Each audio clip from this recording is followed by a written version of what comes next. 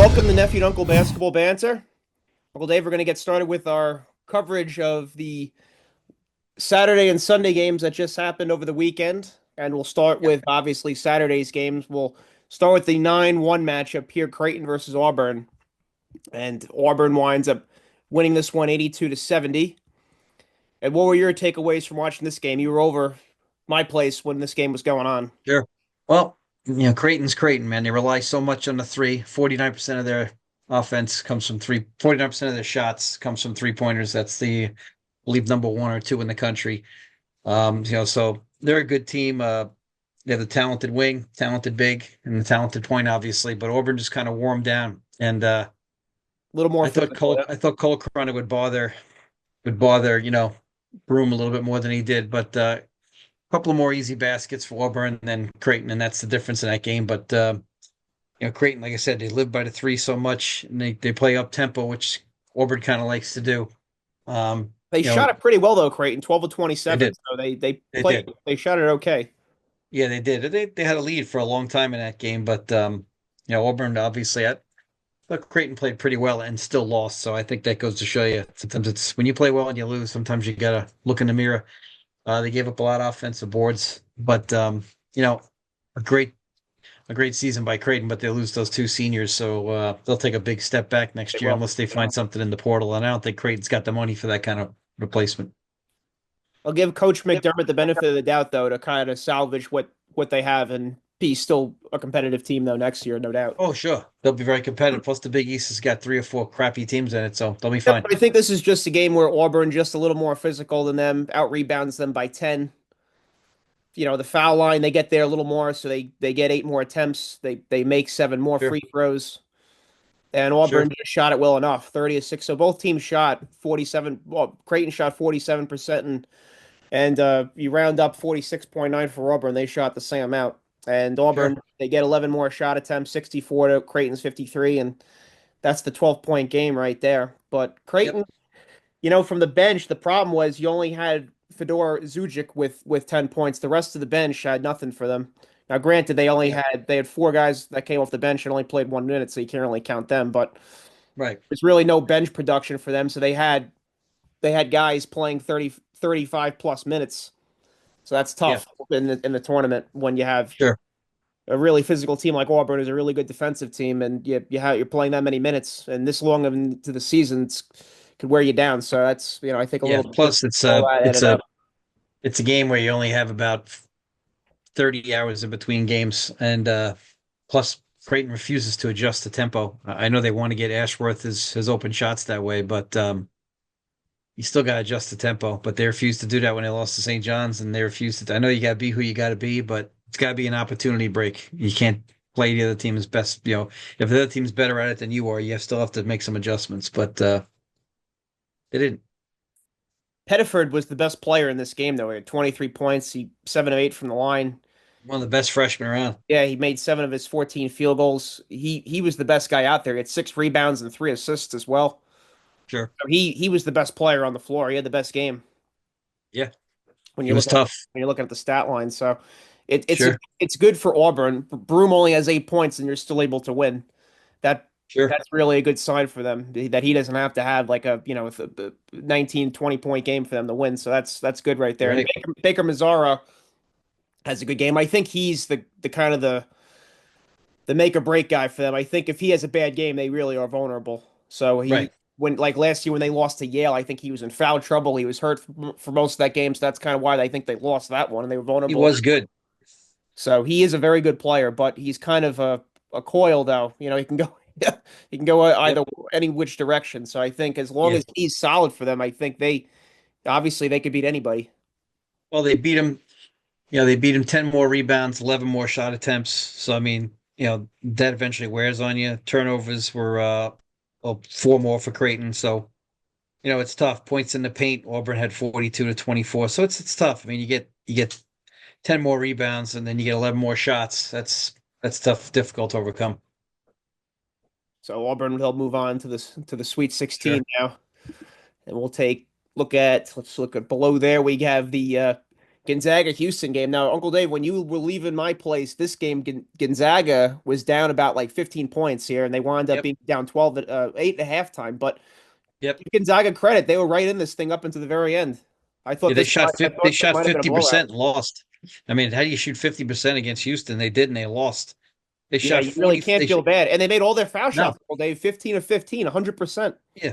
I mean, when you shoot 45% from three and 50% for the game and 100% from the line and still lose, There's got to be a shows stat you on that. Yeah, that has to be literally like shows 99 you how out of good Houston 100. is.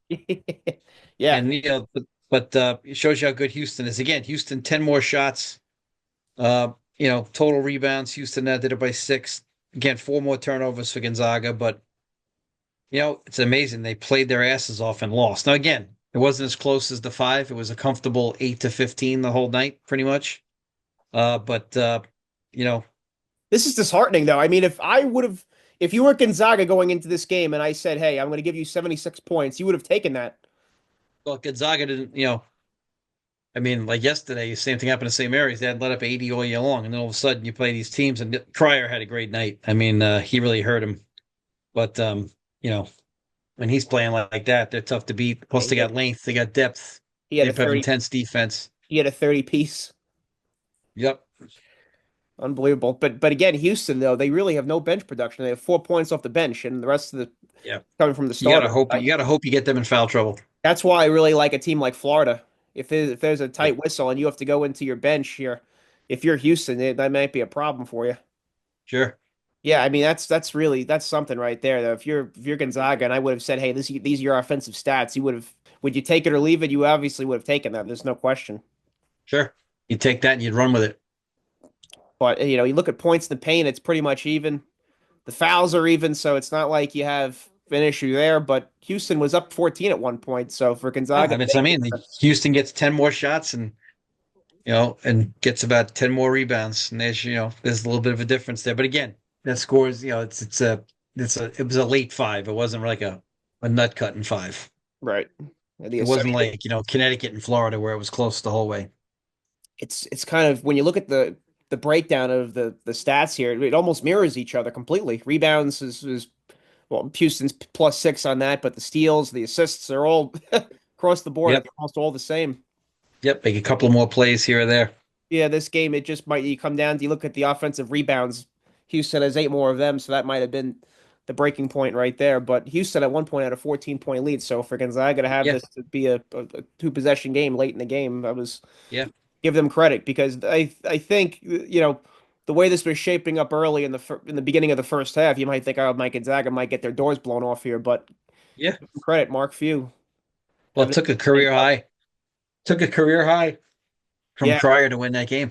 Yeah, this is a game at the end of the day. You have to just, if you're Gonzaga, you just have to feel like, all right, Houston just, Yeah. they went out and they just took this one because they're just that good of a team. So Sure. Houston Cougars moving on, Uncle Dave, to the Arkansas St. John's game. Sure. And Great game. yeah, I was rooting for St. John's, I have to say. Me But too. so what was your analysis of this game? Well, St. John's gets 12 more shots, but this is a game where there's so much dichotomy in this game. Like the casual fan pisses you off when you hear that because they wonder why St. John's doesn't shoot well. St. John's hasn't shot well all year. They got 12 more shots. They had a ton of offense. They out rebounded them. They had 28 offensive rebounds, St. John's. But for the game, they went 2 for 22, while Arkansas went 2 for 19 from 3. And we had talked about this in the past. Too many reliance on threes. Free throw line, they were both 70% pretty much. Turnovers 9-6. So St. John's gets 12 more shots, 4 more free throws, and still loses this game. And that tells you just how bad their shooting was. So 28% from the floor. It's been 3 times in NCAA tournament history that a team has shot lower than 30% in the last 5 years and won. So 3 and 63 it's been. So, when you're shooting under 30%, it's hard to win. So maybe it was one of those, maybe it might have been that UConn Butler championship game when both of them shot poorly. One of those teams probably. That's maybe the worst championship game I've ever Yeah, seen. it's the worst championship game I've ever seen in my life. But the thing is, St. John's, they lost tonight. And I've said this before, all coaches have their moments, and this will be one I always remember for Rick Pitino because I don't care what kind of night Lewis is having. He's still your best player. Yep, that was the It's big like taking Tim controversy at the Duncan end off of the the day. floor. Right. to get a rebound and have Boris Diaw get the rebound. You don't take the top five And big I guys in asked you the. about it. What did you think with Coach Patino? His basically he said, "Oh, he played 30 minutes. That's a lot of minutes." Yeah, that's a bullshit answer, and you know I how much I agree. love Coach Pitino. Yes, I agree. It is. I've been saying long before the St. John's resurrection, he's a top five coach in my book of all time in college. But at the same time, he That's made a a cop mistake. out. Yep. Yeah. You I should, and the reporters don't want to press you. Just say, why is he not in the game? Isn't he still your best chance? And then you can tell the reporters don't understand the game because if you're any reporter who understands basketball, and I don't care if you're a beat writer, it doesn't mean you understand shit. So just say, hey, isn't he still your best option? And he was, and you didn't do it. So yeah, I got to go to the guy that brought me to the dance. I got to keep him out there. I agree with that. I think you made also a great point while you were over here too, while we were watching the game. You said, "Why don't one of these teams just go to zone?" Oh, neither one could shoot. It's to save your foul protection. Richmond only plays 16 minutes. This is where officials suck. The Big East officials Yes. let you play, Adoree but in Richmond, the NC, his last the last foul that he fouls out on, he's straight up. I mean, it was a crime that he got yep. fouled out on that play. Well, the worst part is Big East officials are one way, and then you get a mixed crew, and so Kadari Richmond plays 16 minutes in a game with five fouls. Yeah. So, so we didn't come to watch the damn refs. I mean, that's a game where I'm sorry, dude, that's a bad job when a kid plays 15 minutes, one of their best players, and that's just unacceptable. Yeah, there's 44 fouls in this game. Two players fouled out. Yeah, it's just Uh, unacceptable when your best player, when one of your best players plays that little. the What really visit. hurt them this year too is the kid Smith never really got healthy, and he's a hell of a player out from the Midwest there, and he was like a triple double machine last year, and this year he never quite got healthy. And if he was ever healthy this year, Divine Smith there, it would have Yes. been a big difference. But he never got really healthy this year. So now they lose.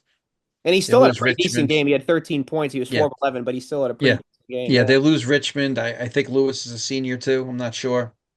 But they're going to lose a lot, The problem that obviously. I But had in this game is they should have went to Edgefor more inside. He was 7 of yeah, 12. He had 23 points. I would have went to him. He was 9 of 11 from the foul line, so he's not a yeah, he was liability. the only guy that was really effective the whole I day. would have I would have just went to him a few more possessions and try to play off him. Yeah, he was the only guy that was effective the whole day. Was Ejiofor.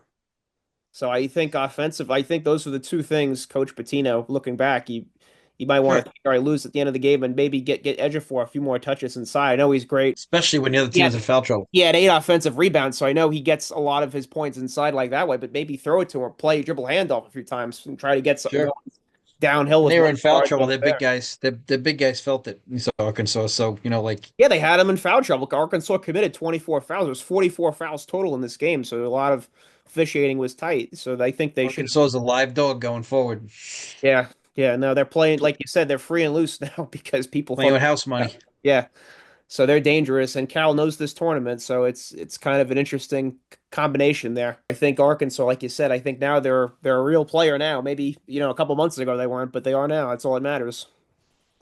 Not 2 months Yep. ago. So Arkansas Yep. Razorbacks get this win over St. John's. It was definitely. I think also what you said, there was another comment you said where people said this is a lost season right now. It's like, yeah, all right, you won the Big East, you won 31-5. You were Not a one lost away season. from the Sweet 16 enough. Your St. John's basketball's been dormant for the last 20 years here, so Yep. enough. Yeah. It's been But dormant for a while. but Been I gotta competitive, but not gotta give competitive credit enough. to Coach Cal though. His team has only gotten better under him. We talked about it earlier in the year. They looked like a wreck and a mess in the beginning of the season. They start out They've been 0 banged up. They just got their point guard back. in the SEC, and they look a completely different team. And so you have to give him all the credit in the world. Even though I'm not the Sure. biggest Coach Cal fan, he's definitely one of the best. There's no doubt. Yeah, and his point guard played well. And he's getting his best scorer might be back for Thursday. We'll see. Yep. So they're dangerous. So Arkansas gets the win over St. John's, and then we'll move down to Tennessee over UCLA. And Yep, why? Tennessee, very workmanlike, Yes. And very workmanlike Lanier game. and Ziegler, if they combine for close to 40, they'll always be looking pretty good. Yep. So that's pretty much what happened in this one. And they just Yeah. got enough from everyone else. Well, UCLA only shot 35% too, so Tennessee's defense is normal. Locked them up. They shot 30% from three, UCLA. They got to the foul line about the same. Rebounds, yeah, rebounds was 36 to 26. So Tennessee controls the game with their defense and defensive board. And steals, blocks, total turnovers. Tennessee kept UCLA in the game with 18 by committing 18 turnovers. Tennessee only had 11, but Tennessee very workmanlike, never really in doubt this game. It's not a great UCLA team. They had a great year considering where they came from when Mick Cronin was saying how didn't work hard enough. So they had a great rally behind Mick Cronin for that. But Tennessee, again, keeps finding these 1 year guys who can shoot the ball for them. Dalton Connect this year it's Lanier. Yeah, I think after Connect left, you thought maybe they would be a step back, but here they are in the Sweet 16 again. So they're Rick Barnes can coach. yeah, he's excellent. People forget how good he was at Texas. He was an excellent coach at Texas with And Providence, yep, Clemson. yep. He's one of those underrated, really good coaches. Yep. He's like Lon Kruger. So they get the win here against UCLA. We'll see them next week here or later this week. Then we'll go Sure. Uncle Dave. We'll go down to Texas and Drake. And Drake Drake. just yeah, Drake. You know, you look at their stat line, 8 of 7 from three. You think, all right, that's Yep. looking really good They there. didn't take enough though. Yeah, that's maybe the problem there. They only had 5 turnovers. Both teams took care of the ball. Only 5 turnovers apiece for both teams, and Texas Tech only was 2 of 14 from 3-point land. So, Yep. but Yeah. they make 9 more foul shots though. So Yep. That's huge. that's a big difference right there. It's the Yep. Sure is. you look at Points in the turnovers, paint. you look at free throws. Yep. Points in the paint. Texas Tech 50 points in the paint. Just too big, too strong. And that's where the D2 size and depth hurts you a little bit, even though Right. I love those kids. And you saw that coach has already been hired at Iowa. Shout out to my boy Sean, who's an Iowa alum, and Yeah. I've been texting him. Yep. Told him I said you got the best coach available. I really believe that. That So might. Yeah. That might be. That might prove I to be. told Sean, I said now you got to give him those Hawkeye dollars, bro. Take some money out of your wallet and go get some players. Yeah. I think you have a serious threat of a program when you do that. I think So I now do. because I So I think do. he'll He's like, take well, some. he's like, we got to rebuild the arena. I go, dude, just go buy some players. Be Right. quiet. Right. Because I think he'll take whoever is good on Drake. I think good chance he'll take them over with him. So he'll have the Yep. best of that world too. Sure. Sure. So obviously, Coach Ben McCollum, he could prove he can coach at this level too. And two kids from Iowa already hit the portal today. Just so stupid. You see, this guy gets the job. You, Yeah, you why don't are want you to give this leaving? guy a Why are you in a chance. rush? I don't understand. Kids are, this is where these guys are not agents. I've said this before. These guys don't even have fucking 3 credits to their name. Don't tell me they have a fucking agent. An agent's a certified fucking financial person, not a person who goes, yo, dog, come over here. That's not a fucking agent. That's a fucking street asshole who's advising these kids. They're not fucking agents. Show me their fucking certification. They're not agents. It's bullshit. This is a game, though, Uncle Dave, where Texas Tech took your advice that Clemson basically did not against McNeese. They just lean on him in the paint, they drive on him, Yep. and they get 30 plus points in the paint, and that's the game right there. So credit to Drake for only losing by 13. When you get outscored by 30 Yep. points in the paint, you're usually losing by more than 13. You're bigger and stronger. Just lean on it. That's all you got to do. Definitely was rooting for the underdog in this one. Plus, I'm a Bulldog owner, so just for that reason Sure. also. But Sure. you root for these kind of kids, but it's just like Sure. you said, at the end of the day, Uncle Dave, you've been around basketball at every level, mid-major, from local Yeah. CYO, the genetics and the weight, just a little Oh, too yeah. much for Texas Tech. Thoughts, if you bang enough bodies, eventually Yes, it affects your jump, it affects your reaction time, affects everything. right, right. So that's just proven that Texas Tech. These are the guys. You got to maybe one or two NBA players on this roster here. Williams and Toppin might be players, NBA players, I think here. Sure. So Sure. that's the difference right there. You look at both of them, Uncle Dave. They get 28 and 25. That's Yep. pretty. Toppin gets a double double, 25 points and 12 rebounds, and Yep. 11 of 13 from the floor. Holy, just incredible game for him. Yeah. Yep. So he's a And they stud. didn't even shoot well for the game. The whole team did not shoot well. No, so it's incredible. So to win a game going only 2 of 14 from the 3-point line, obviously they're looking really good moving here into the round of Sweet 16. Sure. Sure. And we'll go down to BYU and Wisconsin. What a game this Oh, was, great, 91-89. great game. Very good game. This team was fun to watch. Wisconsin, they had a couple of chances late, but BYU just was not going to be stopped. BYU shot a lot better. They shot almost 50% for the game and almost perfect from the line. From the 3-point line, they shot 50%. What do you think Wisconsin the didn't have last the what do you usual think of the day. last possession for Wisconsin there with Tanjay with the he got to the baseline there. Obviously, he's the guy who had a phenomenal game too, by the way. He was, had 37 points and 14 of 16 from the I thought line. he got a good. I thought he Yeah, made it a great wasn't a move with terrible look, right? The kid just walled up and played perfect Yeah, it was just defense. a What do you great got to say? defense, right? It was just a great defensive possession for them, right? Something that Colorado State did not do. No. Well, we'll get into that one for sure Yep. later, but yeah, I think that's just like you just take your hat off to BYU there for just a good Yeah. defensive possession there. The kid walled up, but BYU's got some studs. I mean, this BYU Alabama game, this could blow up the ticket tape when you're sitting there trying to keep up with the score. Both these teams like to get up and down. You're going to see that game, aren't you, on Thursday? I don't. I I think we might actually. Yeah, I think you're Yeah, right. Yeah, yeah, I think yeah. that'll be fun Yeah, to watch, right? yeah. You don't want to miss that game. That's that game. You want to be in your seat because you might miss it. Yeah, no, we'll be watching for sure. And then we get Duke in Arizona, which will be fantastic as well. Yep, yep. So, but this is just obviously it's an incredible, BYU, they just shot the shit out of it. I mean, 15 to Yeah. 16 from the free throw line and 12 to 26 from three, and overall they shot almost 50%. So this was just obviously a really fun game to watch. And these teams just play absolutely freely and they're just relentlessly pulling it, no conscience. The big kid's a pro too, I think. Kita's tough, man. He's plays 24 minutes and 10 and 6, but he's solid. I mean, Jesus Christ, there's some big kids in there. I mean, like they're pretty solid, BYU.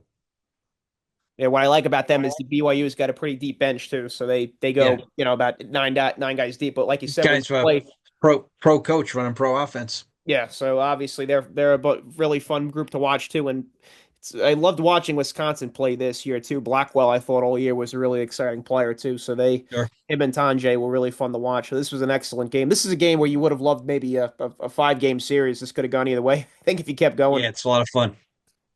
it's so sad too when you see these guys. Some of these guys are playing their last game, but it's tough. But someone's got to Yeah. come out on top. Yep. And then we did not see this game. Uncle Dave was out actually with Aunt Pat and my mother here, but McNeese and Purdue. Great game. Just that Purdue did the exact opposite of what Clemson did. Purdue just used their size and length inside, and Matt Painter had them just reverse the ball. And McNeese State looked a step slow, like their bodies didn't have the same bounce. And Purdue was firmly in control the whole game, basically. And basically, they took advantage of their shots. They shot 45% for the game. Purdue shot 11 for 26 from the three. McNeese struggled from three, but free throw wise, 10 more free throws, made 14 more free throws. So that's, you can make a couple more threes, a couple more baskets, and 13 more free throws. You're going to win the game. And it was never really in doubt. Purdue was solid. McNeese had a good, couple options early, but then it got away. And like I said, just didn't have the same bounce in their step, not the same relentlessness on defense. And plus, Braden Smith just handled the ball perfectly. I mean, he'll probably be a preseason All-American next year. Obviously very good. And, you know, and Ren just killed him inside. Ren was almost perfect. Hoffman Red. Yep. He played a great game. So Ren was 7 for 12 with 15 boards. So that's like Tim Duncan numbers right there. So 22 points for him. Smith with 5 assists, 4 rebounds. Just a solid game all the way around. So McNeese, it's just weird because after the game, you're telling everybody how much you love them, and then you're bolting. I know you're making more money, but it's just weird. All these goodbyes, these coaches all have it. It's like these kids who hit the portal today. They write these fake long apologies to like these Oh their God. schools. Like, if It's you like really felt that way, just spare me, just spare me, it's right? it's like it's like watching the goddamn Bachelor. I mean, you're telling two girls you love them, and you have to pick. Well, if you loved one of them a lot, you wouldn't love the other one. That's What I no love is loving they're two saying girls that at after once. they've spent like 6 hours with them after a week. Exactly. Stop the It's nonsense. unbelievable. Yeah, it's some nonsense. And probably they didn't even write that. Probably it's ChatGPT or their agent writing it for them. Yeah, But you know Chat what? GPT. Purdue now is scary, I think, to get to like the Final Four here. You got Matt Painter and Braden Smith, been there, done that, and Yep. they're definitely. Oh my goodness, I think they now that they're not dead, I think that they can sneak their Yep. way into a Final Four here. Sure. You never know. You Then we'll never move know. We down, Uncle shall see. Dave. Yeah, we will to Michigan and Texas A&M. Great game. Texas A&M had that number for about 30 minutes, and then Michigan just started to get some high-low action, Yeah, and they your really boy hurt them Buzz. there. Yeah, that was the thing. Golden had a couple high lows. He had like 3 of them in a row where they just ran that. They Yep. ran the shit out of that. And like you said, I think what's unique about them is Danny Wolf with his ability to handle the ball at the high post and play a little point forward for them. I Yep. know you talked about Michigan kind of their backcourt being a little suspect, but Yeah, they Michigan makes 11 more free throws. That's a big difference in the game right here. They just had too much size. right. And A&M's got the really good guards, but at the end of the day, both even on the turnovers, but points in the paint, 8 more points in the paint, 11 more points on the free throw line. Neither team shot well. You know, 6 more shots for A&M, but still not enough. And Texas A&M, had a good year. The guards, like I said, played pretty well, but they ran out of gas a little bit in the second half. They did look the same. So it happens. I mean, Taylor went 4 for 15, not a great night for him. But what can you say? 4 for 15 from your best player. Payne went 10 for 13. Great day for him, but just wasn't enough. I think the fact that Michigan, you have a guy who comes off the bench, Gale Jr., and he goes 7 of 14 for you with 26 points. That right there. Yep, Most people don't have that on their arsenal, so that's obviously true, something that helps them a true. lot. Donaldson played pretty spirited too. 6 rebounds, 4 assists. He's Pretty been nice playing job. for the last month. He's looked really good, so he's turned it on at the right time. He hit a couple of big shots in that game the other night. Yeah, he's just making timely buckets for him. He didn't have Yeah, he and I'm not happy with the Michigan backcourt, but they played okay. so they they get this one over Texas A&M, but yep, they just made enough plays in the last like 5 minutes next Michigan to Sure, separate themselves in this one. But I sure, really I just there's something about Michigan I really like. sure, The fact they have the good front court there with Golden and Wolf. So sure. I'll see moving forward here. And then we'll go, Uncle Yeah, Dave. We'll shift to the games that we had yesterday here.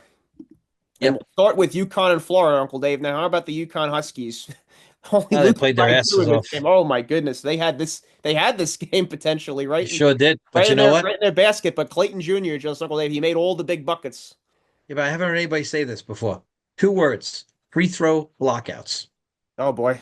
Yeah. 6 points on free throw blockouts in the last minute. That I big mean not Michigan. UConn's last effort was blown by a missed blockout. Yep. McNeely had his hand on 2 short free throw missed blockouts that they converted to 3 points on each one. So a total of 6 points. I mean, free throw blockouts. That game's over. You have a chance to win that game, but you come back and you lose by 2, but it really wasn't that close in the last minute because they got up to like 6, and then you had to make a couple of shots late. But free throw blockouts. That's the difference in that game right there. No one talks about it, but fundamentals matter down a stretch. And McNeely didn't get his, he got his hand on it. Both of them, it's the same player. But free throw blockouts. But Clayton in the first half was not aggressive. He was not looking for his. Then eventually someone must have said something to him like, "Hey, it's time for you to look for yours," and he did. And it's funny because that's Florida looked death in the eye. So here we always talk about this.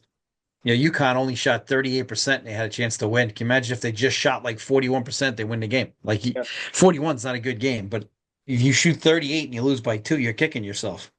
Right. And so they both had a lot of free throws. Florida made 3 more free throws, 1 more 3, but they just shot better, even though UConn had 14 more shots. So, it's frustrating. Turnovers. I give Danny Hurley a ton of credit. He had his team ready to play from the jump here. Yeah, yeah, mentally ready. They came at Florida with a ton of energy and Yep. discipline defensively. And I'm not going to say that Florida wasn't prepared. I think UConn just had their game just raised to another level and kind of stunned the Florida for a moment there. Well, this is what happens. I think Coach Golden, I was telling you, I'm a little nervous. He's a little over his head. He didn't say like the whole game. Danny Hurley's in the officials, and Golden's just sitting there Yeah, letting he's them just take it. right, Like right, right. if you let the other guy just talk to the officials, I got news for you. You're getting hosed. I mean, I don't care who the hell you are. Yeah, you have to work them as So well, right? you got to be a little more active on that sideline. I know he looks like he's 10 years old, but you got to go after it a little harder than that. If you don't, you're going to get what you got the other day. And then Florida just made more plays down the stretch, and like I said, Clayton went to town after a while. But UConn shooting 38%. Like I said, you shoot 40%, you win the game, and 40% is not even a good day. So they'll be kicking themselves for that. But UConn didn't do a good job stopping penetration all year, and yet yesterday they did. And Florida's got great guards. I literally love the kid Martin for Florida. He does a lot of little things. And the big guys for Florida didn't play well, so and Florida still won. So they look death in the eye. So we have to see how this goes here for them. This might be the one that gets them over the top. Right around like the 50-point mark, well, Dave, it was crazy. Well, Walter Clayton hit a three to cut it down to one, and then Caravan responded and hit a three to make it 55-51, and then Richard hit a three to get it back down to one for Florida again, and Yep. Walter Clayton, I don't know if you saw that. I'm sure you watched this, Uncle Dave. He had like a great jump stop right Yep. around like the 8 foot line and mark, and then he had like a fadeaway to make it a 2 point game. I mean, that was just a great play he made there. So he can score from every level. Walter Sure. But you know Clayton. what's really funny? As I'm watching Clayton yesterday, I'm thinking, imagine if he chose to go to St. John's with Rick Pitino after playing for him in Iona. Then Oh, then St. yeah. John's then St. John's wins the whole thing. I think, did you see also the play, Uncle Dave, where solo ball, it's on a fast break. He has a rip through, Yep. and the guy from Florida touches it, but they call Yep. it, they give the ball to Florida, though. That Yep. was the play they Yep. got screwed on, I thought, right there. Yeah, I think when you want to pull off that major upset, you got to cash in on those opportunities in transition. They had a couple of layups they didn't take advantage of. And then same thing happened in that, Where they had in the steals in C the backcourt, right? And they had, yep, yeah, in the CSU Maryland game, had a couple of chances to go ahead and win games like that. You got to take advantage of those opportunities. But great game. Dan Hurley did a great job. it just seemed like Walter Clayton, Uncle Dave. He made all the big buckets when he needed them Yep. to be made. In the second half, he was aggressive as anything, and that's the difference. In the second half, he was assertive. And solo ball, he had a big three to hit, to tie it at 64. I mean, this was just an incredible game back and forth. Yeah, it was a great game. It was fun to And watch. then Florida just they come out on top, with a 2 point win. But I think most people thought, all right, this would just be one of these games where Florida gets to do a 12 point lead, and then maybe it gets up to like 19 or 20, and then it gets Yep. back to 12, and then it settles somewhere in the 15 to 16 point win. But UConn really, in winning time, they had a chance to pull this one out. So this was Sure really did. a nice surprise. But I'm not shocked though. Danny Hurley's an excellent coach, and Yep. his teams always play hard, so I wasn't shocked at Sure. all. Then we'll move down, Uncle Dave, to the Baylor and Duke game here. Number Yeah, nine this game Baylor. shocked me. This game scared the hell out of me for weeks because we kept telling you way back we didn't want to see like Baylor or UConn in the 1-8 game for Oh, in the Duke. first 10 minutes, it looked like that. It looked It was like that. 24-23. Baylor's got Yes. enough talent. Baylor has enough talent, but this is not the Baylor teams from 5 or 6 years ago where they guarded you to death. The defensive intensity is not there when they had Mitchell and guys like that, if you remember him. But they Duke shot the hell out of it, 64%. I didn't like Baylor's substitution pattern. Plus, O'Meara gets in foul trouble. But you don't take Roach out in this game. Roach comes in, he looks like he's ready to go. He's got some swag, plus he knows Duke. And then they sub him out, no foul trouble or anything. But when O'Meara went out, that's when the game turned. He left O'Meara in with two. O'Meara gets his third, and then he takes him out. When he did that, the game went to hell in a handbasket. Duke finished the half on like a 24-6 run. And that was all she wrote. They never could get back. The rebounds, Baylor out rebounded Duke, but like I said, Duke shot the hell out of it. They shot 54% from three, Oh God, yeah. and 64% Proctor from the game. Proctor was just unconscious in this game. He had Yeah, it going. Proctor was on crack, and he just did everything for him. Proctor's, people forget he's a third-year player, but he's a year younger. He got out of high school a year early to go to Duke, so he's really a second-year age, third-year guy who's been there with Shire the whole 3 years for Shire. But if I'm Roach, I would have been. If I had Roach, I would have been playing him more. But hey, for whatever reason, you know, it happens. Roach was 3 for 10, it says here, but he was active. He was doing some good things. And O'Meara is a great player. He's a guy that I know he probably won't get an NBA look originally, but he's gonna be the kind of guy goes to the G League and gets to an NBA team or goes over in Europe and makes a lot of money because he is just so smart. The kid Edgecombe is tough. The kid Wright, Cooper Flagg's teammate, he's solid. The kid Love was good. I mean, Baylor, when you look at them, you don't know how they went 20 and 15. They're so talented, but something's obviously not right there. And when I watched yesterday, I think it's the defensive end of the floor is the reason why they are 20 and 15 because they are so talented. They got 5 or 6 legit players, and you're saying to yourself, "Oh God, this is going to be a nightmare." Yes. And they were right there. You look at like Love and Edgecombe. I mean, they're really, like you said, they're They're explosive. studs. They really They're are. studs. So it'll be interesting to see what happens with them next year. But Sure. but this Duke team just plays so well together. I mean, John Shire just has them looking really good. I mean, you Well, win the 33 defense is games. good. Yeah, you win 33 games, you're incredible. I mean, they're so locked in. And I know Coach K in some of his later years, Duke played zone. This Duke team's not playing any zone. Yeah, Uh, they played a little bit versus Louisville once and a little bit versus Carolina once, but as a whole, they have not played much zone. And now you know why. so this is just an excellent team. This Duke team, they're just incredible. I think that Solid team. yep, they're just clicking at the right time. So I think you're going to have This to. is one of those years where they can win it all. This is one of those years where Yes. They're because they're you know certainly there's for enough there real. to I mean, win. there's years where Duke, they looked good, but they weren't great though. Like the years they had Right. Austin Rivers, all right, there's something missing here. This Duke team, like you said, like Yeah. I don't see any weakness here. It's like someone if they're gonna get knocked off, someone has to play incredible to beat them. Yeah. But if they don't win it all, you'll say it got away from us because, Yeah, not that there's not other teams that can win this year. I think there's great depth. I think there's five or six really good teams. But at the same time, I feel like, you know, this is a team where if that happens, you're going to say to yourself, man, we could have won with that team. This is, like I say that a lot as a Duke fan. Like I felt like the team with Tatum could have won. And I yes. feel like I feel like that. And team with Bagley, I thought could have won, but sometimes you can feel it getting away from you. No, it's true. And obviously a team that gets to the Final Four, you certainly feel that way. But Yeah, but some teams, you get to the Final Four and you say to yourself, they overachieved to get there. right. But this is a team where you feel like, I don't know. I think they could do some things. Yep, certainly see that. They'll get Arizona in New Jersey, so Yeah. we'll see. I'll be able to see Yep. that game for you. Yep. And then Uncle Dave will move down to Alabama and St. Mary's. And St. Mary's, Uncle Dave, like you said, this is a game where they kind of had to obviously keep Alabama's pace down, but it just never was really there. It felt like it. They always were just kind of, in quicksand a little bit in this one. Yeah, they let Alabama shoot 52%. But St. Mary's takes 14 more shots, which is surprising. Rebounds, Alabama had them. But the difference is, you know, Alabama hits four more threes, so that's 12 points right there, and shoots a better percentage. So, it's one of those situations where, it just didn't work out. And you say to yourself, 15 more assists. St. Mary's did not get the tempo, it wasn't really that close, and Alabama was just too much. Too much from. It was just I had this game predicted in my bracket and I had St. Mary's because I'm like, all right, they'll be able to slow the tempo down like we talked about actually when we were previewing the brackets. Yeah, I always try to pick a Yeah. couple upsets in my bracket. So I picked this game in my bracket too because I had some upsets. I figured, let me pick an upset. Plus Alabama was leaking gas the last end of the season. I figured that Mary's would have a chance, but Marshall Onis, whose dad was a great player for the Warriors, did not have a great tournament. Got in foul trouble a lot in the first game.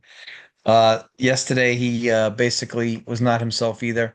So it's tough. It's these guys are obviously good Problem, Uncle players, Dave, but is you lost the point in the bait and battle and you lost the 3-point battle. So they hit more threes yeah, for you and they score more points in the paint. Now you can't win at that sure, point.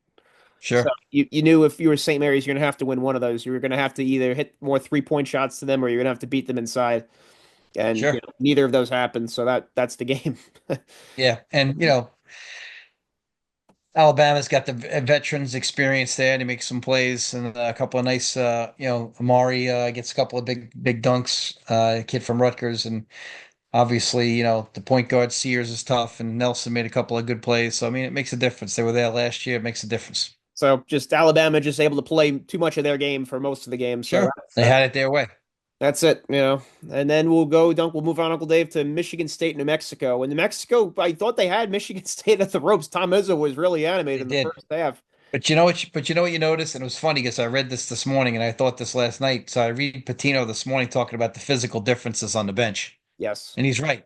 Like Mexico's got these skinny guys running around out there who are like 6'4" and 6'5", and Michigan State's got like 6'10" and jacked, and Right, right. made a difference. It Well, just that's made a the thing. difference. Like, we talked about Cohen Carr, Uncle Dave. He's like a monster, and like he checks Yep. it off the bench. So it's Yep. it's not just you might be able to keep up with these teams for a half, but like you said, these other teams are able to. They're 6 through 9 guys. They still look like starters out there. So Right. Yeah. that's So I mean, the problem. yeah. If you look at this, New Mexico takes only two more shots, but shoots a better percentage, and yet Yes. Michigan gets 14 more free throws, and that's the difference. Yep. They're just like you said. This is a game too on a minor level, not as much as like when Duke played Mount St. Mary, but you could just lean on them a little bit. That's kind of what happened with Well, Michigan. Michigan State is always aggressive physically, and Yes. that's an advantage they have. You just wonder going forward if they have to play Auburn, that game would be a blast to watch. But I don't know. Sometimes I think Michigan State's good enough this year. I guess I've been on them all year. I think this is Izzo's best team in a while. Richardson didn't even play well, No. and they still won, I don't know. That scares me if I'm a person playing them. Richardson was 1 for 10. Yeah, 6 points and they still won. I know. Yeah, they still won. So for me, 4 rebounds and Fears Jr. didn't play well either. So I mean, No, they you didn't. They look at didn't. that. Yeah, the guy who had the most points to them was Atkins. He had a good game, but after that, Yep, it was Holloman had 15, so he did what he had yep. a solid game. But after that, it was guys that just were, scraps here and there. Yeah, so This this was is kind of could a be a scary thing for them because Mexico's has them where they want, but you could just see a physical difference out there getting pushed around. yes. That was just the free throw difference. That's the game right there. And Rumor has it Patino's going to go to Villanova. That's the rumor. that'd be interesting. Yes, it would. You'd have to play his dad every year. That'd be interesting. But that might be a hand and glove fit though, right there. Yes, it would. I think it is a good fit. I think if I'm Villanova, I think I try to exercise that Sure. one. Yep, either that or yeah, I got to try to get him. Or Nova needs something. It's their fan base is last 3 years is pissed. Yes, Villanova's thinking we should be playing right now. Yep. Well, that's they got to find out if they're legit or not, or they were just Jay Wright. They have to find Right, that out, and right, so right, they got to right. go hire a big time coach. And I think Patino, despite his Minnesota, lack of success, I think will be a good coach going forward. I think that he would be the right hire. If you couldn't get McCollum, you go get Patino and see what happens. I agree. It's funny, Uncle Dave, looking at him walk on the sideline and his interviews and everything. He sounds so much like his dad. Oh my goodness. Well, he's polished. When you grow up in the business, you're like as I always say, that you're a pedigree. Yeah, yeah. The pedigree sounds different than the mutt. Oh my goodness. He's just like you said, he's just meant for this. Yeah, he's a pedigree. He grew up And around it. and it's like you said, I'm sure he's thinking when there's an out of bounds play, he's not wondering what I should do here. No, no, no. He's a pedigree. He grew up with it, so there's no Yep. doubt. Yep. And this game, Uncle Dave, this real one kind of annoyed me here. Illinois against Kentucky. Illinois, they just were handing the ball over to Kentucky turnover wise. Yeah. This were unbelievable with the turnovers. Well, this is what you get with Illinois. Illinois, the statistics are about the same. They both teams shot about the same amount of threes, same amount of free throws they made. But you know what? The turnover margin, 14 turnovers to 5, and that's the difference in this game. Points off turnovers. Kentucky gets 26 points off turnovers. Illinois 8. That's the game. That's the only stat that mattered yesterday. The rebounds, Illinois out rebounds them. They shoot the same from everywhere. It's just the turnovers. And Brea got it going, Uncle Dave. He reminds me so much of a young Clay Thompson, the way he moves and shoots. Yeah, he's a great shooter. Oh my goodness, he just got it going, and then it's just an avalanche downhill at that point. I have But to say though, the announcing in this game yesterday was horrendous because Carr is one of the worst defenders you'll ever see in your life. Carr can't guard me, and Stan Van Gundy trying to talk about Carr's defense. I mean, Stan, I know you don't watch college hoop, but Carr cannot guard me, and I'm serious about that. He is a yeah, terrible defender, and you watch going forward, these teams are gonna go right at him, and that's why they kept going at him yesterday. When he comes in the game, you're gonna go right at him because he can't move. And so he's a big four, but he can't cover a regular four. So if he winds up covering like a team that's a little smaller, there's no way he's moving his feet. None. so I think that this is a game where Illinois, if you just take care of the ball a little better, you might have had a shot at this game. You did, but this is Illinois. It's so inconsistent. I mean, they lose to Duke by 40. It didn't look like they wanted to be there. And Yeah, then they beat Michigan. They beat Michigan yeah. like 3 days later. Coach Underwood, he got asked at one of the timeout interviews there. It's like, how do you take care of the ball better? He's like, you take care of the ball better. Yeah. Yeah. I hear you. I'm not out there. You take Yeah. care of it better. That's how you do it. So true. So true. It was just such a question that just was like, all right, just gave the best obvious answer. I'm like, oh, that's refreshing right there. Can't say it better Sure. than that. Just take care of it better. Yeah. Unbelievable. Absolutely. But again, I give Kentucky credit though. Butler and Awe. I mean, they're you got a three-headed monster with Brea, Awe, and Sure. Butler there. So they Yep. obviously. Butler's very tough. And Butler's very tough. Coach Pope, he's proven his worth right now. First year, he's in the Sweet 16. So this is Yeah, obviously the thing that makes me nervous about them is their defense. I know Butler's a good defender and he got some size inside, but I'm a little nervous about their defense. I mean, we'll see going forward. I think yeah, it's about matchups, but right. they've beaten Tennessee twice this year. So we'll see. Yeah, if you have a team that shoots it just well enough and plays good defense on them, you think, all right, this might be a vulnerable Well, game for them. it Then. makes sense though why they're 2-0 versus Tennessee though. If you think about it, because Tennessee has trouble scoring, Kentucky doesn't guard that well. So Yeah, maybe they caught Tennessee on an average night, and you Kentucky can you've score. said We it know. over and over again. It's about matchups in this tournament. It's And no people doubt. laugh about that quote, but Kentucky, that's a good matchup for them because their weakness is not exploited as much by Tennessee. Now, Tennessee could do it, but Tennessee's not a great offensive team. That's their weaker side of the ball. So, and Kentucky could score with anybody. So this is going to be interesting when they play again this week. Sure will be. Then we'll take it down to Ole Miss and Iowa State, Uncle Dave. Yes, yes. Ole Miss, Iowa State. This is the weirdest game of the day. It was so workmanlike. I mean, I know, Iowa State's banged up, but the game lacked a lot of excitement just because Mississippi just steadily pulled away. It felt like every 2 minutes they won by 1 or 2 points, and then it just felt like a steady game. Mississippi shoots 58%. That's the difference. Iowa State wasn't bad themselves, 48%. But when you give Iowa State, again, the Big 12's, a lot of times the defense in that conference is a little weak. But in Iowa State also Mississippi shoots 11 for 19 from three. Padula was excellent. Both the same amount of free throws, but Iowa State beat them on the boards. But when you allow a team to shoot 58%, you're not winning these games. No, there's no path for Plus victory for you. plus 15 turnovers for Iowa State. Yeah, it's just too much. Can't do Chris that. Beard, Yep. Texas is thinking, should we have fired him over a fake lawsuit by this girl who turned out that she was lying? Yeah. Oh my goodness. Oh, Jesus Yeah, Christ. they made a bad move. It's hired Sean Miller. It's hired Sean Miller, and Sean Yes, Miller left Xavier for the second time, and the Xavier fans are pissed. Well, what'd you think was going to happen? we really left you once, right? Yep, can leave you twice. So yeah, but yeah, I didn't get a chance to see any of this game here. But looking at the stats, though, obviously, that's the thing that jumps out to you right there. 58% for the Rebels offensively, and then Iowa State has 15 turnovers. So that's the game right there. Yeah, absolutely. And you look at wow, but Ole Miss had 11 steals too. My goodness. So Yeah, that's some of the turnovers right there. Oh my goodness. Beard defense. He went out and got Padula from Virginia Tech. Obviously, that's paid dividends for him. Yes, it has. Then we'll go, Uncle Dave, to Maryland and Colorado State, and I have to say the internet was set ablaze here, Uncle Dave, online, the media, social media, with this Maryland play where people said the guy took 3 steps and it was a travel. It was a travel, but the Maryland fans will never admit it. But it was. He took 3 steps, but they don't call that anymore. Right, The right. bigger play that no one talks about that drives me crazy on the same play is that if you watch, Colorado State's got a guy in the strong and you got Maryland has an offensive player in the strong side corner when Queen is cutting down the left side of the lane with the ball. The defender freezes like the two guys guarding Leitner. He just froze. He didn't even fake and recover. In that instance, he's supposed to either stunt and recover, if you call it, or fake and recover. And he doesn't do either. He just turns his back. There's no way I'm letting Queen take that shot there from that other guard. I'm doubling that guy, and I'm making this kid in the corner beat me. There's no way. It doesn't matter whether it's a 2 or 3 there. Has no difference. They're down, what are they? Down 1 right there, right? So it doesn't Yes, matter if it's a 2 or 3. There's no way I'm letting Queen beat me there. There's no way. And the kid has probably been told, stunt and recover at the very least. He doesn't even move. He freezes like the two guys. When Patino put one in front of Leitner and one behind him, they both got on the side and stood there. right. Well, the one guy got on the side and stood. They froze. And this is what happened in this game. You go back and watch the replay.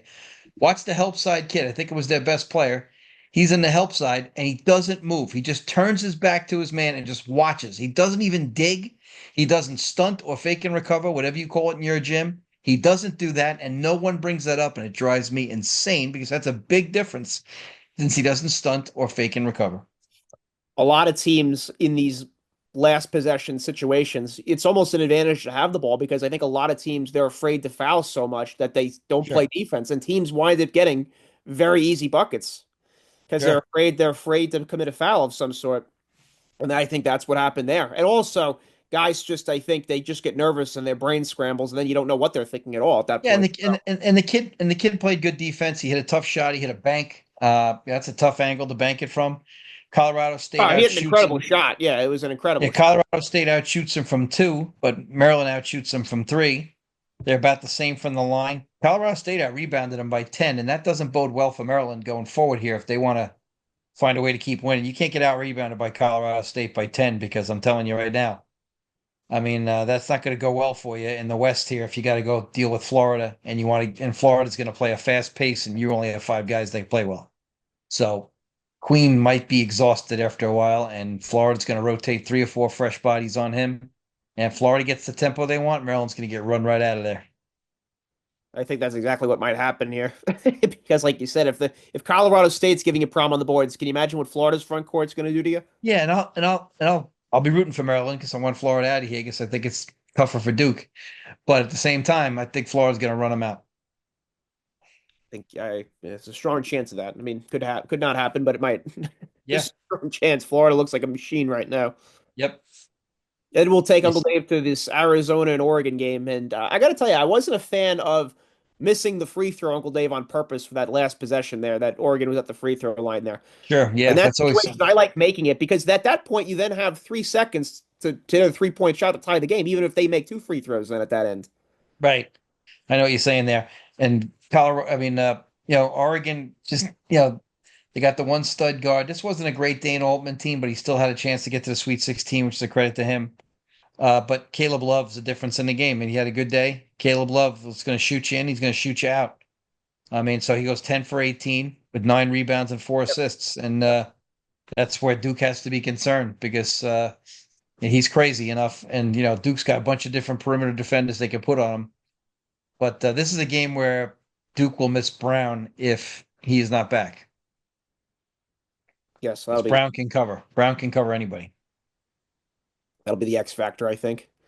Yeah, so if Brown was healthy, I think this would make a difference because Brown totally changed the Carolina game for Duke because he shut down Davis. So Brown can cover a guard, he can cover a big, it doesn't matter. So he's one of the best defenders I've seen in college in a long time. So, this game right here, I mean, Arizona, they won, but it was not as close as the score indicates in some ways. I felt Arizona was comfortable the whole day, but at the end they got a little sloppy there.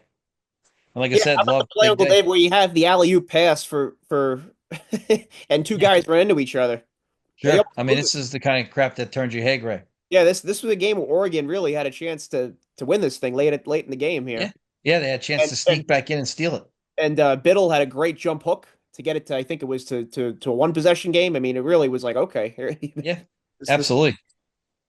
so Absolutely. It was really had a chance late to get this done. It was kind of shocking. this would have been a loss where if it would have haunted you if you would have lost this one. Oh God, yeah, you don't there's no sleep for these guys sometimes anyway, but that would be a really bad one. So I think I believe Oregon they had a chance to tie it. I think actually they had a Yeah. right at the end there, right where Yeah, where Arizona wound up getting a stop. right. Yeah, So so you're gonna see some good games on Thursday. You get BYU Alabama. Don't be late for that one. And then you get Duke Arizona. That's a great double dip. so we'll take it, Uncle Dave. Let's look at the schedule for Yep. this week's slate of games here. Sure. Thursday is BYU Alabama. This game is gonna be exciting, man, for so many reasons. This is a game in the knockout pool that I have to think about. Do I dare take BYU over Alabama? I don't know. I have to think about that. Boy, that's going to be some game, huh? Yeah, I think it should be fun. I mean, I don't think anybody's going to be bashful, so I think it's going to be great. But I don't know. It's going to be tough. I want to take BYU, but you're playing with the knockout. I want to make sure I get it right. No doubt. I think, and then I've already used Alabama, so I used Alabama yesterday. this will be just a fun game to watch. My goodness, I don't know if anybody will have after watching that game. Anybody will have any juice for the Arizona and Duke game at that point? My goodness, right? Yeah. Well, I think the gym will be full of Dukies because these other two teams don't. You know the the tri-state area here is a Duke force. Whenever that's why Duke tries to always come up here to the Garden or to the Meadowlands in the old days. Support They always that base. Yep. they always try to show up and they have a good fan base up here. And there'll be a lot of blue in the house. I think the Mormons will show up for BYU though. You'll get some. I think the people of Alabama will show up, but they're not going to show up in Duke numbers. No. Definitely not. And then No. we'll and then we got in California, Maryland, Florida. That's going to be a fun game. Like I said, I don't think the Crab Five can run up and down with them. I think they're going to get hurt on that board. They're going to No. have 3 or 4 different centers get on McQueen. McQueen is not in great shape. They're going to run him ragged in transition. I would say they beat him up and down the floor. I just have a hard time believing Maryland's going to be able to duplicate what UConn did to Florida. I just don't see that happening. Yeah, I mean, of course they can if Florida has a day where in the first half where they're not aggressive like the other day. Yep. But if both these teams are playing at their best, Florida's going to win by 15. And then Arizona and Duke, we just talked about it. I think it's just what can how well can Duke contain Caleb Love? I think that's the Yeah, answer right there. If you're able to contain him and keep him in check, you win this game. sure. And the other thing is, like I said, Brown could be a factor, but I don't think he's going to be back. The other thing is, is Duke going to still shoot well? Duke's been shooting really well. What happens when you don't shoot well? Yeah. Con Knipple yesterday didn't play as well. He was getting exposed early in that first half. He didn't play a lot because Baylor was taking him right off the dribble, and Knipple's been able to avoid that all year. But Baylor had some different athletes yesterday, and so they were They had a different exploiting. they had different gears, those guys. Yeah. So Knipple was exploited a couple of times, and that's why his numbers were a little low in the first half. But they had to change their lineup. And you see they brought Gillis in, and they stuck to Gillis and James more, a little bit of veteran leadership and guys who are solid. And Foster played good minutes again for him yesterday. Gillis did too. So and then and then Flag came in and finished it off, and Malawach and the other big guy have been getting it done for Duke. And Proctor, of course, was stud. Yeah, it was unbelievable. And this game's interesting, Uncle Dave. Arkansas and Texas Tech. Yeah, this is the other game I'm thinking about in my for the knockout because Tech, I just don't know if they have enough frontline depth. I know they got the one good big fella. The other two big guys hardly play. I just see that Arkansas has some depth up front, and I'm worried about these refs with this damn foul trouble. You're worried about not enough depth up top, makes you nervous.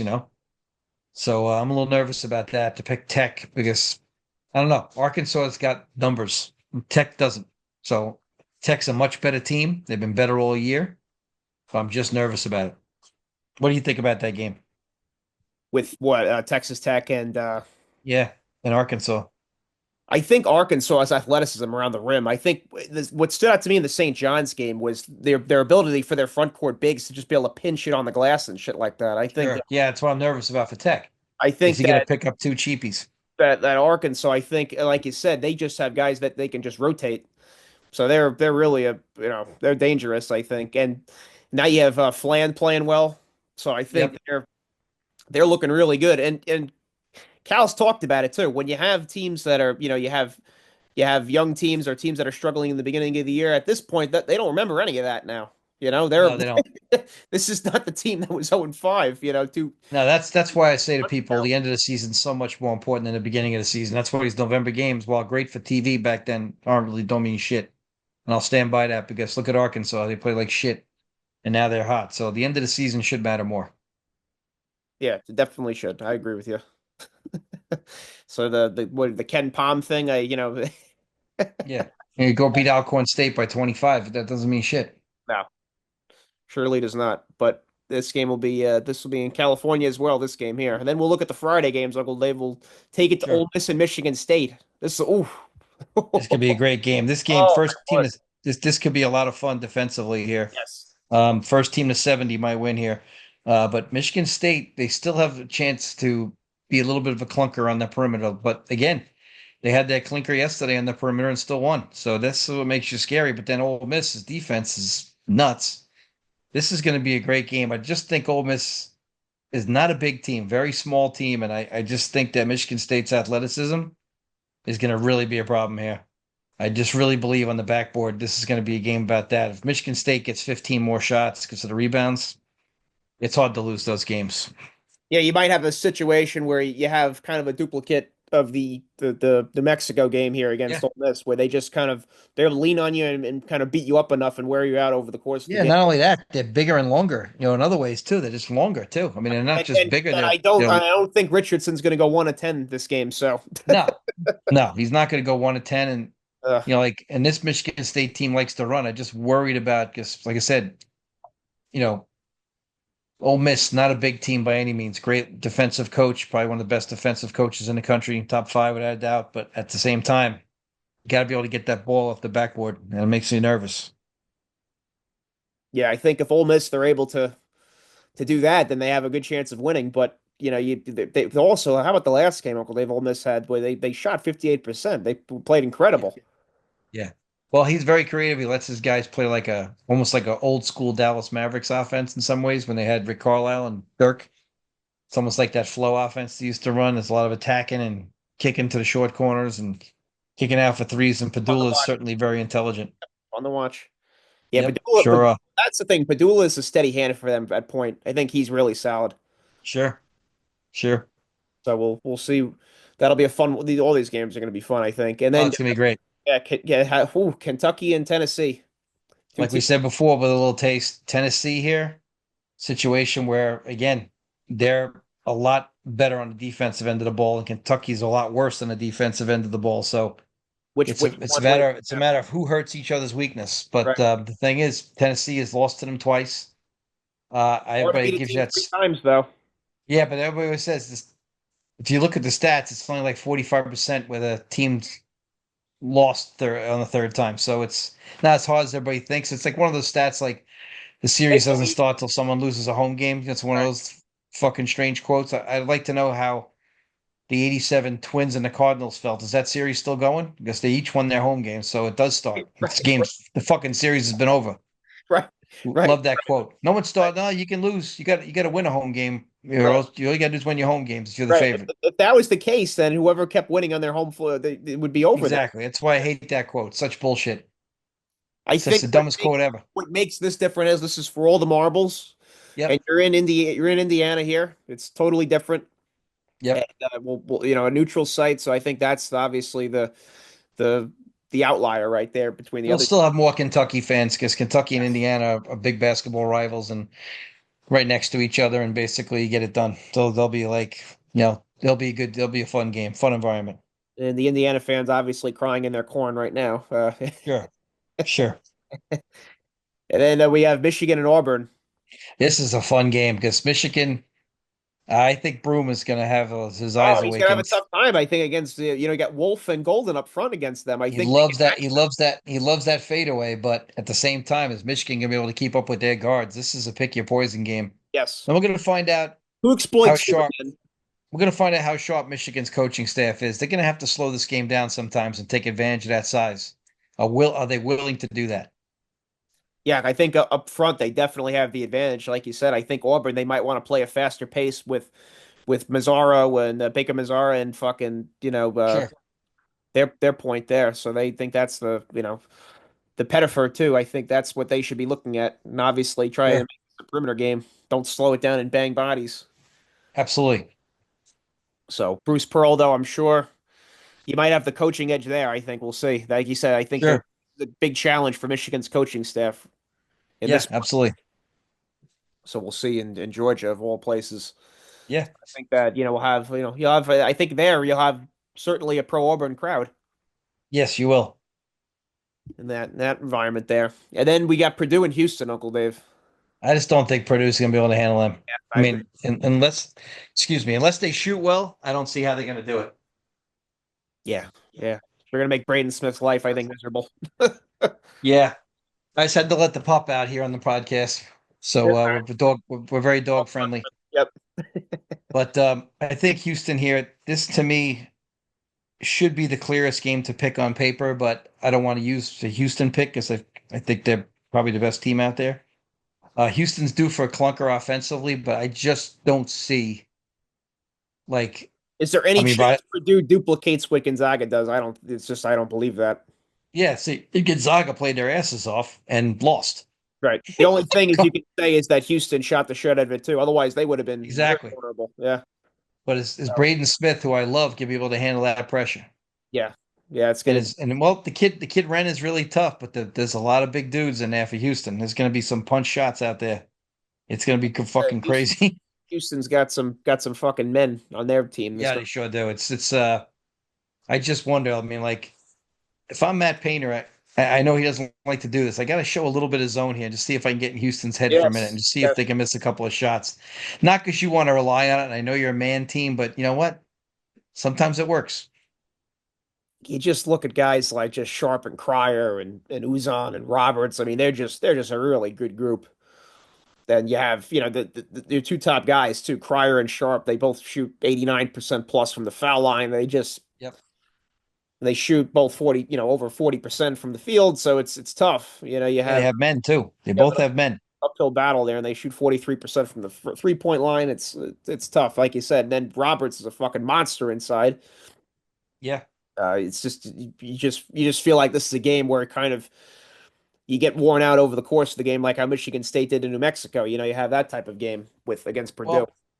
Well, I would say this. about these first games. These first games, I always think, unless it's just a really bad matchup, are less prone to be blowouts because you've had days to prepare. Sometimes off a 30-hour prep is not good. So, for example, if you're going to play Houston, I'd rather have 3 days to prep for them than one. Yes, You'll be fresher. B, you'll have had more days for prep. So C, you should get a better result. That doesn't mean you will, but I think that one of the things that people always overlook is that extra day of prep is extra 2 or 3 days. So like, all right, it was a little different team in 1990 when UNLV beat the shit out of Duke, but Duke had a week to prepare instead of 1 day. And you can talk about speed of Houston all you want, but if you only have 1 day to talk about it and see it, it's not the same as if you've had 3 or 4 days to talk about it and see it. yeah, And uh and I always think that if you're playing a team that runs elaborate schemes on offense, it's a lot easier to beat them after a week of preparation too. But again, I think Florida really struggled with UConn because she only had 30 hours to get ready for UConn. UConn runs some great stuff on offense. So I always think it's part of it. Tennessee certainly knows Kentucky, so they're going to know all their offense. I don't Michigan State's offense isn't that elaborate, but Ole Miss runs some good stuff, so Michigan State's going to have to adjust. Auburn, Michigan, I don't think they're really about X's and O's there. I think that the high low for Michigan's for obvious reasons. They got two good bigs. But I think Purdue's better off playing them now than say if they had to play them on, Saturday after another game.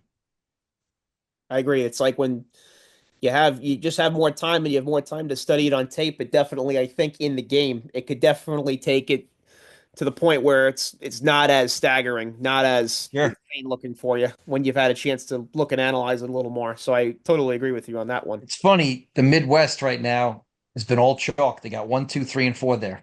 That's been the hardest region so far as they've got all that chalk right there. Whereas the South has, 1, 5, 2, and 6. So the Midwest is right now is pure chalk. So we'll see what happens. How about this, Uncle Dave? We got to go through some of these transfer portals here. Sure. Langston Love from Baylor is going into the transfer portal. Yeah, he lost yesterday and he's already in. Way to let the body go dry. He Dalen didn't get enough, Swain. he didn't get enough open looks yesterday. Oh God, it's incredible. You had a team. You were playing on a team that was one game away from the Sweet 16. You're Yep. playing for Baylor. So it's not like you're going to get to like a higher end program. Right. So You're not worried about your academics, so you wouldn't be at Baylor. No right, offense to exactly. Baylor fans out there. Right. So it's just what I just understand. Obviously it's very, very perplexing where these guys think they're going to get to. I understand guys going from, D2 to D1 if they think that you're going to get to the next level. I understand guys going from there, or even we talked about it, even though we don't like it, guys going from, let's say, a good school around here like a Stony Brook or a Hofstra to play at Maryland. Get it. But you're already at Baylor or Florida or UConn. It's like, where are you going? You're not going anywhere better. I know. I know. And like, it's the If, same if you were coach. Uncle Dave just one day after you just got out of the toy, it's like you already had your mentally you were already thinking about this while you were playing on. Yeah. It shows. Yeah. Well, it's a couple of guys have already done that. Iowa, two guys didn't even wait for the coach. How foolish is that? He got announced today and you declared today. It's just totally Yeah, stupid. wouldn't you want to meet him? And he just proved how good of a coach he is, right? Yeah, Wouldn't wouldn't you want to play for a guy who's won 4 national titles in 5 years? Like, wouldn't you want to hear him out? you? Yeah, I agree, right? It makes you wonder, doesn't it? Yeah, Dalen it's crazy. Swain from Xavier, he's out. He'll be in the transfer portal. Yep. Uh, Another guy who jumped. A couple of kids from Iowa jumped, like we said. A couple of guys from Virginia already in there. McNeely goes in there with a restriction on it, so only you can't call them. So why go in if you're going to restrict who can call you? that doesn't make any sense. Why are you in No, there, but right? McNeely's going to get a lot of money. And Jaden Pierre, who's at Providence, he's in there as well. We're just going through just this thread that I have here on So recruit. funny. Providence was so bad this year. Who the hell is he to transfer? Chauncey Wiggins from Clemson, Yep. he's going in the transfer portal. Kamani Hamilton from High Point. Again, these are You know what's so two you know teams. what's so stupid about Clemson guy though? Clemson loses about 3 or 4 guys this year, and they're going to need him to Right. provide some veteran Where are you leadership going? next year. So you know he's going to play, Yeah. and yet he's leaving. They- it's unbelievable, right? So I just Yeah. wanted to say that. And then there's a rumor that Justin Pippen, Scottie Pippen's son, who's still playing, by the way, at Michigan in the Sweet 16, he's thinking about it already. There's a report that's out. He's not If he's like his dad, he's never satisfied. right. So, well, his dad, I think, is we love Scottie Pippen as the player, but right now he seems very mentally ill, Scottie Pippen as a person. Scotty was always a little fucked up in the head going back to the time he refused to go back in the game, but great player. Right. So there you have it. There's some other news, college basketball related, right Sure. there. So Sure. it's a crazy time right now where you have. I think remember the one guy at Maryland, Uncle Dave, after the press conference yesterday, he talked about he's like, oh, the coaches pay me, so I have to listen to him. Yeah, well, at least he was honest. Yeah, no, right. Now you're allowed to say that. Breath of fresh air.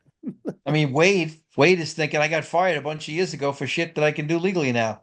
Yeah, how That's great it why I is. told you. That's why the guys like Patino, like Jerry Tarkanian today would have been undefeated. Jerry Yes. Tarkanian would have been like, this is the He'd best shit still be ever. coaching, right? Yeah. Jerry Tarkanian, Rick Pitino, and Wade would be like, hey, this is the best shit I've ever had. Like, what are we talking about here? But how about this stat, Uncle Dave? For the first time since 2017, no team seeded lower than 12 Yep. made it to Saturday of the first weekend. That's right. That's How right. about that? And We've now, been talking on about this. and I hate to say it, and now some other media people are jumping on our backs because this is bullshit because we talked about this weeks ago and Yes. we surmised that this would happen because the kid in the Patriot League, who's first team All Patriot League, is the kid from Bucknell left the portal today too. Yes. He doesn't stay anymore. He wants to go get more of a bag at Baylor instead of staying at Bucknell. Right. So we talked about this, and so now there goes those Essentially guys. neutered And you've neutered like a Bucknell down at that point. Yep. exactly. So now all of a sudden everybody else is jumping on our bandwagon. And I hear guys talking about like Stephen A today, like, well, they might have killed the tournament because you're taking away the upsets. Well, we've been saying this for weeks Yeah. Dan because Docker's we have a deep understanding of the game. We just don't react. So the bottom line is we called that. We've called a bunch of things on here. So the thing is, we talked about it for weeks. Go back and listen, folks, to like episode number 12, 13, 11. We talked about a whole bunch. Yeah, we've spoken about this ad nauseum. It's going to pull that kid because now the good player from Hofstra, the good player from Wilmington, the good player from College of Charleston, he goes somewhere else. no, it's so And true. and all the mid majors and even the low mid majors are talking about their rosters being poached. They've all spoken about it a lot. And so that's what we've been talking about. And finally it comes out today. And like I said, everybody else is swimming in our wake on this topic. Yes. I know. It's late to the party now, right? Yep. Now they figured it out and had some insight. Imagine that. Right. Yeah. After the results are in already. Yeah. Kind of funny. But it's disappointing though because this tournament, what's great about it is people love the fact that David could slay Goliath. Yep. And you had that. You're always on the edge of your seat for that. You won't have any more of that. I think now it's impossible now. Uh, Well, we have to see what happens when the collective becomes like this finalized deal and these teams enter in for the 21 million or not. like But the other thing, we yeah, loved when Florida Gulf Coast beat Georgetown. We I loved that. was there. I Yeah. was there for that. But the thing is, we're gonna have to see. Did you know is the madness gone from March? That's gonna be a big Yes. question. Yes. Yeah. No. Or VCU when they beat Kansas with Shaka Smart. That was great. Northern Yeah. Iowa against Kansas. Oh yeah, Fantastic. that was great. Or Princeton or Lehigh. Even though I'm a Duke fan, Lehigh versus Duke. I mean, there's great chances there. Yes. So I think people are kind of saying this was kind of a very mellow, let's shall we say, first two rounds here, and I Oh would agree yeah, with that. if not for Queen, what's the big shot? Yes, yeah. People are talking I mean, about Alabama State. That was the first game of the play, and that was like the most exciting game in the yeah, first and here's the thing. first slate. That game's a terrible pass that just bounces off a couple of hands and works right. But then Right. again, we haven't even had teams shoot to tie or win the game and miss at the buzzer either. So we've had one buzzer beater, but we haven't had buzzer misses really. I mean, okay, No, Wisconsin had a shot, but we haven't seen a lot of, O's. We've seen a lot of, there's no big size in the crowd. There's not no, been a lot of close games. no, there I mean, hasn't. for the hardcore fan like us, we don't care. We're going to watch anyway. Right. But March Madness could lose some of its luster here. No, it could. So I think only time will tell. Like I said, we've talked about this on the show, folks, where we're in the early stages of this, so it's only going to get more pronounced, obviously, as time goes on. And the portal, I mean, it's just insane. Like you said, guys, one kid from Vanderbilt, right after the game, 15 minutes after the game is over, is already saying he's in the portal. So, and these are kids that are on teams that are in the NCAA tournament on TV. You're just thinking to yourself, how do you keep? And Vanderbilt with SEC money. But here's the sad part: like as a coach, like and coaches say they want to police this crap and it needs to change, but the coaches are the biggest hookers around because if I have a kid, if I'm looking at a kid, and some of us have coached a long time with enough clarity that we can say this, if I see a kid who wants to transfer 15 minutes after his team lost, I don't want him, and I'm No, not taking him. no, I don't give a shit who he is. I'm not taking him no. That's because the you know thing. what? That Coaches means have to he's all start about boxing. one thing They have to himself. start boxing the guys who conduct themselves terribly out of here, I think. Exactly. So, but coaches swear that they want to change this. You want to change this? Then don't pick that kid up. Yeah, yeah, Don't pick that kid up and don't steal each other's players from in conference. Don't do it. right. So, like, you watch, some Carolina guys might jump. You don't know. Yeah, I mean, look at the kid Powell. The kid Powell in Carolina is like the hidden gem in the ACC. He's like 6'7", built like a little thinner version of Evander Holyfield. He's very athletic. He gets in a stance. His jump shot is coming around. If this son of a bitch ever got out there and like somebody, oh my God, you can see how good he's gonna be. He just like, he's one of those kids that like he's just so talented. You hope he doesn't get bad advice, but if he left, everybody's gonna be all over him. that could happen. All right, Yeah, they could. And there's some Carolina guys you can see, but Carolina's gonna go out and spend money. But so far, the only big fish that I can see that's in that portal right now, like I said, McNeely's really good. The kid from Bucknell is really solid too, but we'll see. we shall. Yeah, All right, we'll should wrap be it up interesting. there. We'll wrap it up there, Uncle Dave. All right. Sure. All right, folks. All you basketball fans out there, live long and prosper, and may the force be with you. Yes.